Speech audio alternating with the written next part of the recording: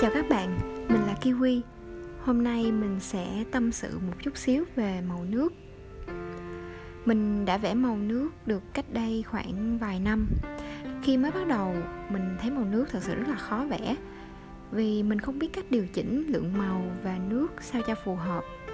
Rồi đến khi tô thì lại tô không được như ý. Chỗ thì loang ra, chỗ thì động nhiều màu. Nhưng qua thời gian, cái gì làm nhiều thì sẽ quen dần. Mình thấy vẽ màu nước thật sự rất là thú vị. Khi nhìn màu loang ra trong nước rồi khô lại trên giấy, tạo ra những hình thù nào đó một cách ngẫu nhiên là mình cảm thấy rất là hấp dẫn.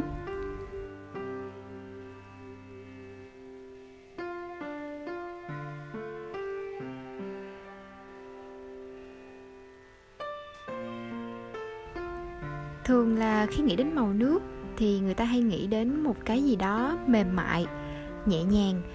Nhưng thật ra thì mình thấy màu nước còn có thể thể hiện được sự mạnh mẽ và ấn tượng theo cách riêng của nó. Và nó cũng còn tùy thuộc vào phong cách vẽ của mỗi người. Nên bạn hãy tự tìm tòi và trải nghiệm theo cách riêng của mình nhé.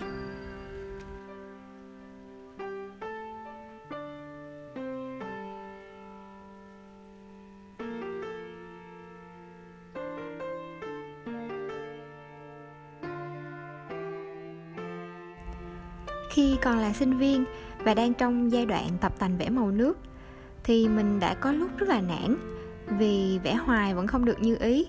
Và lúc đó cô giáo mình có nói là hãy kiên trì và cứ vẽ một cách thoải mái, đừng quá căng thẳng, rồi sẽ thấy việc vẽ màu nước dễ dàng hơn rất là nhiều. Thực ra thì sau này mình mới hiểu ra là lúc đó mình đã quá vội vàng, và mình nghĩ là màu nước cần sự bình tĩnh và kiên nhẫn hơn.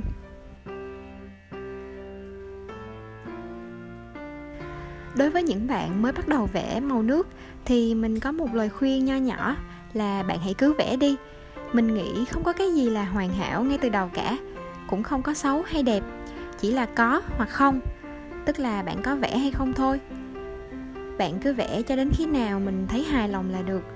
Nếu chưa được thì mình lại tiếp tục tập luyện thôi. Và quan trọng là hãy kiên trì nhé. Mình chúc các bạn thành công.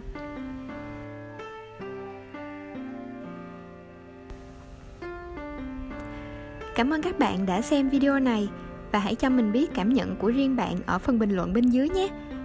Xin chào và hẹn gặp lại trong những video sau.